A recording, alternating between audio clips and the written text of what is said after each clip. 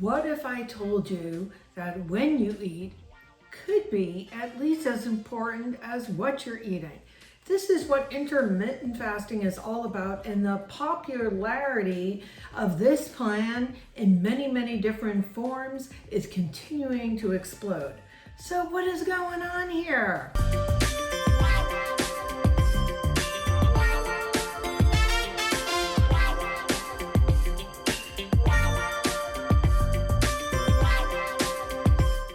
Hi, my name is Bonnie London, a dietitian for nearly 24 years, and in today's video, I am going to explain to you how you can get started, whether you're a beginner or you want to take it to the intermediate level or you're ready for my advanced unique plan, which I'm going to explain today. Okay, now why is this so popular?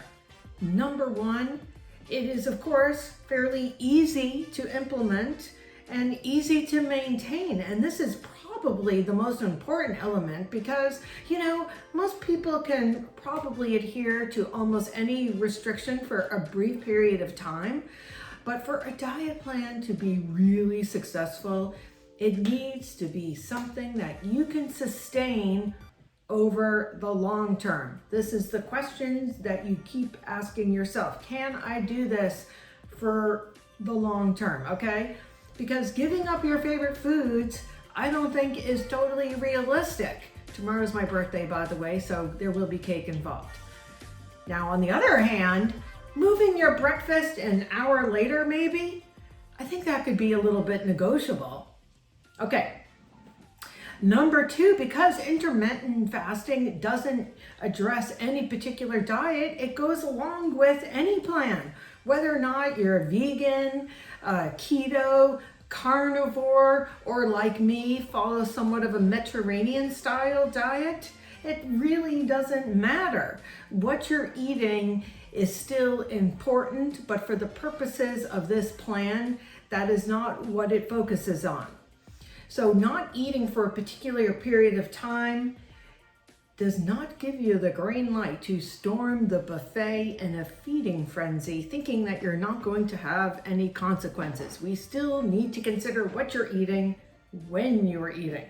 Now, the final reason that explains this ongoing popularity of intermittent fasting is that it does not require you to count calories. Now, this does not mean that calories don't count.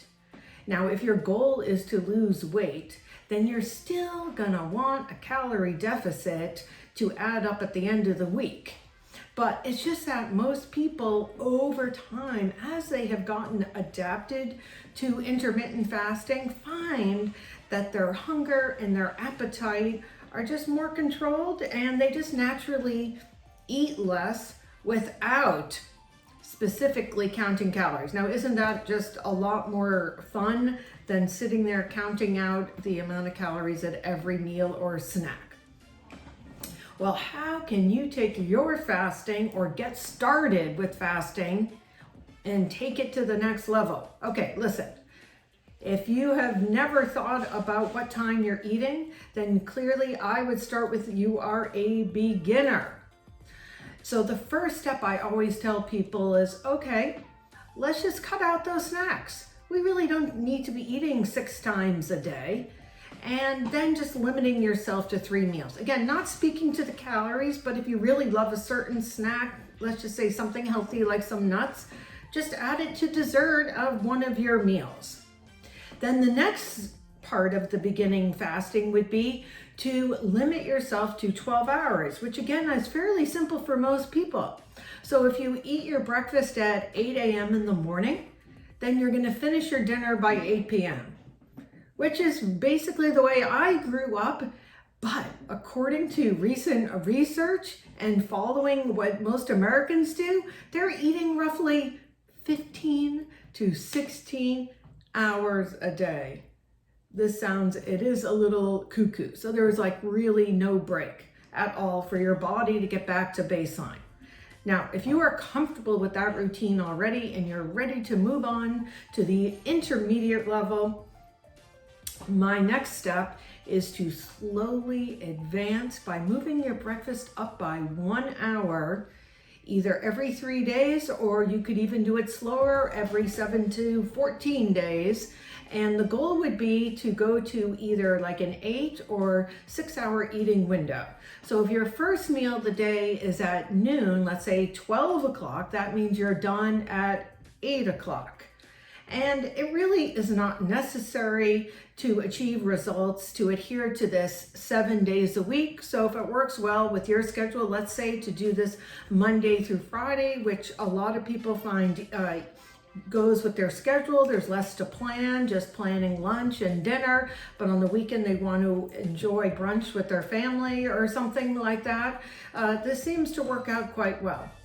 Okay, now if you've done that for a while, maybe you've even had some weight loss success and you are ready to take it to the next level, because unfortunately what can happen even with that 8 hour window is you can potentially plateau.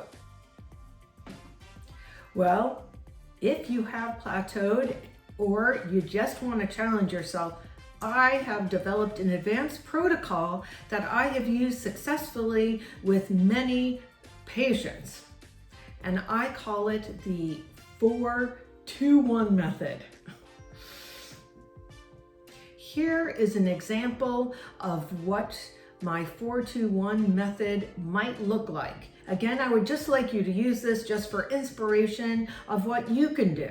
So to begin with, 4 days of the week, you keep your eating window to roughly 12 to 8, which would involve having 2 meals, no snacks. So pretty much maybe what you have been doing. Now 2 days of the week, we really kick it up a notch by squishing in that eating window, and you need to do this on non-consecutive days. So on those days, you're not going to eat until 6 o'clock, and you're going to have a small snack of sorts, either some high quality protein like a shake, or perhaps even a hard-boiled egg or some vegetables, and then you eat your regular dinner at 7 o'clock. So that's 2 days of the week. Then we have the most fun day of the week, which is why I call it the 4-2-1. And I like to call this feasting day.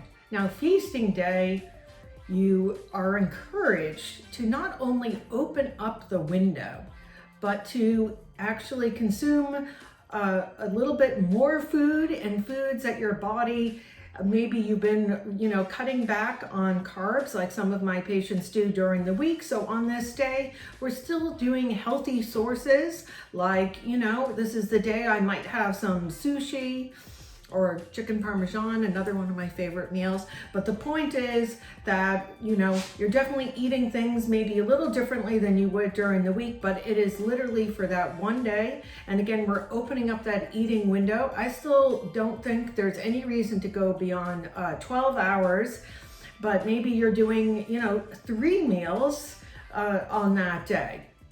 And then we go back. And this is really, really successful from preventing your body from adapting to the lower calorie restrictions, especially when you're trying to lose weight.